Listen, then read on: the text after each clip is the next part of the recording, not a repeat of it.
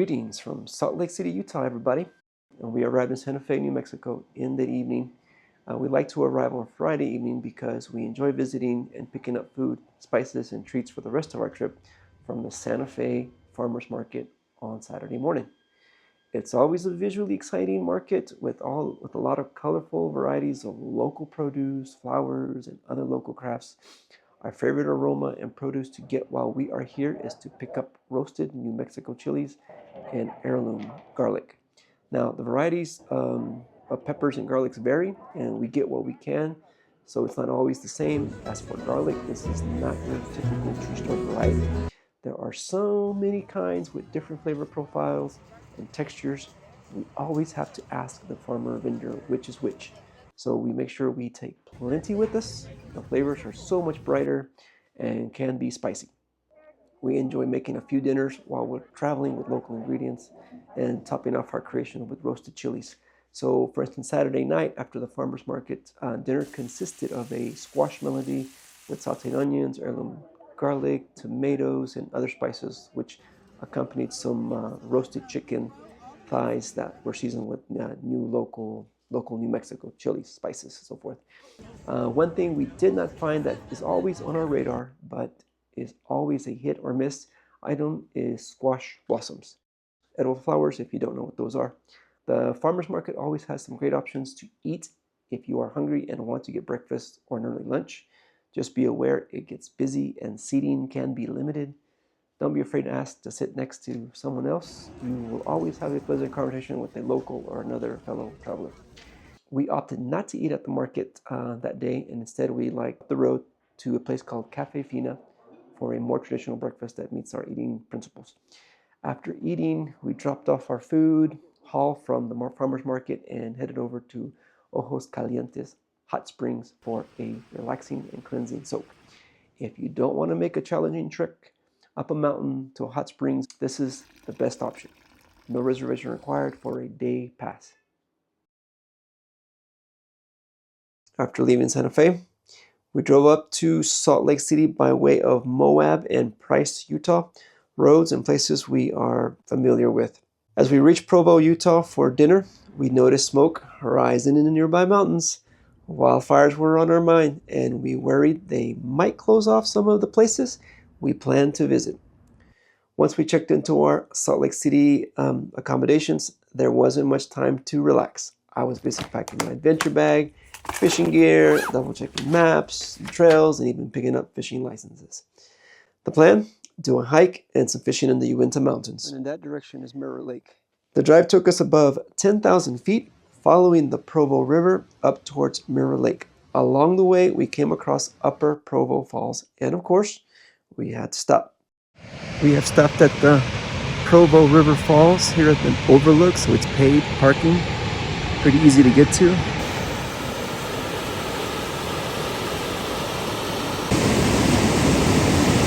Not sure if you can hear me, but this water behind me, if you dip your toes in it to fish in it, your body temperature will drop. You become hypothermic in this kind of water.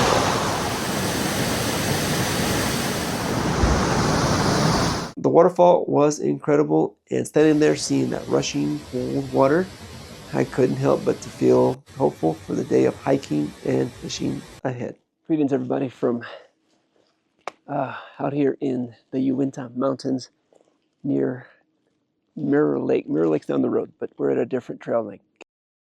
I feel like I'm living a childhood dream of mine to do a hike and to go fishing in alpine lakes. And that's what we're going to do today. It's a fairly short hike, so we shouldn't be out here more than half a day, which is all we've got left in the day to do. And we get to fish some lakes for some trout. But I'm all geared up for it, for the hiking, the wildlife viewing.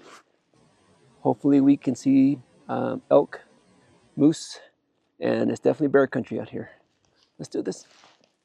I feel like I'm living a childhood dream, getting to hike and do some fishing in some mountains in the western U.S. And wow, look at the scenery.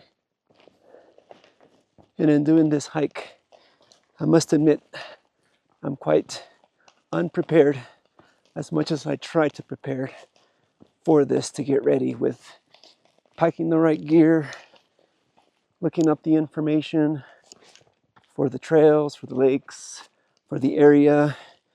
There's no signal up here, so you have to, have paper maps or use your offline maps on your phone, which I totally forgot to do in the process of preparing for everything.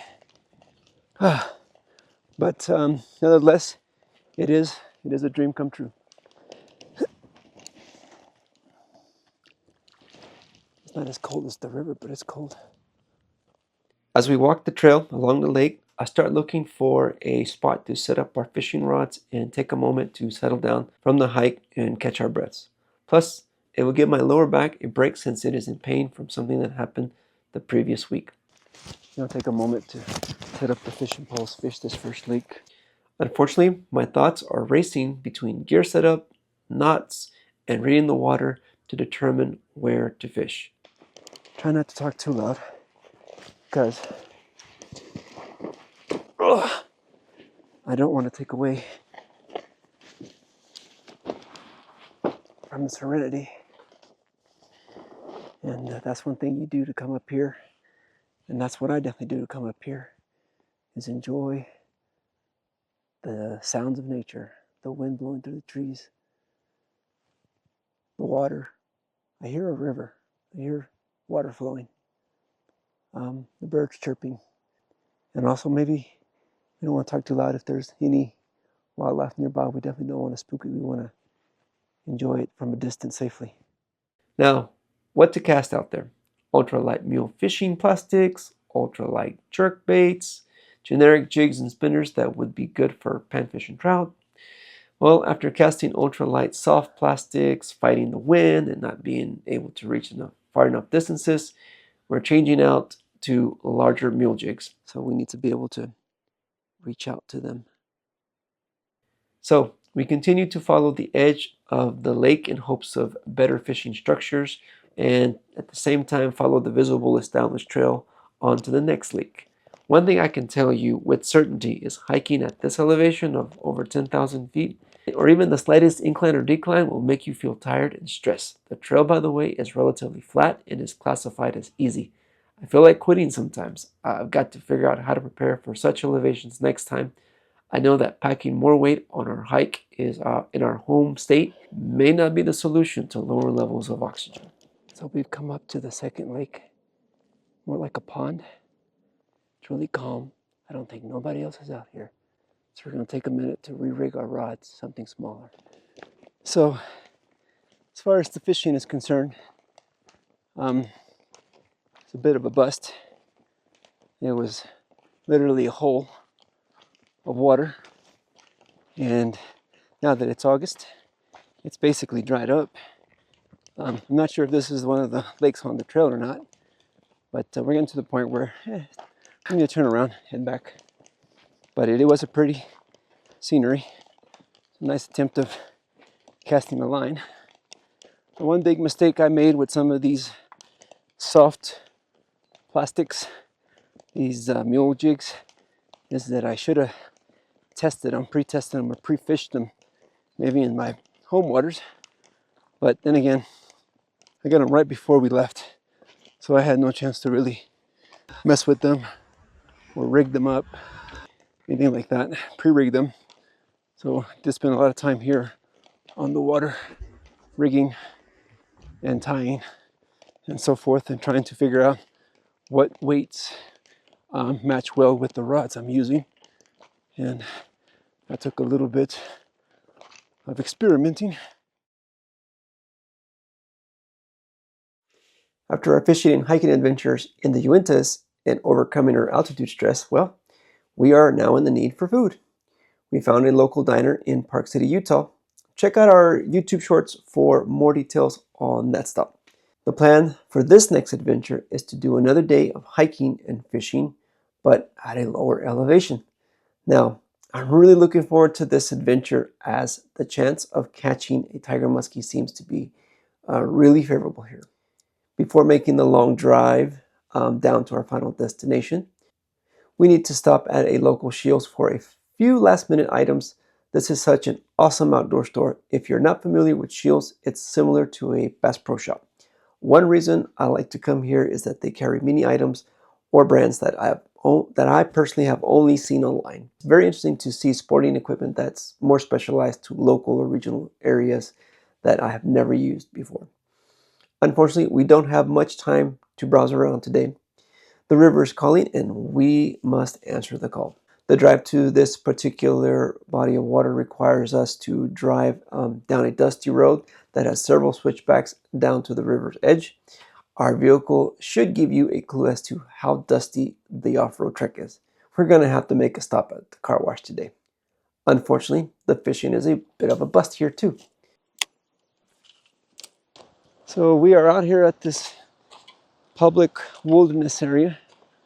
Took us a couple of hours to get here. We've been fishing out here for a couple of hours, and that was the goal, to go fishing. But unfortunately, we didn't catch anything.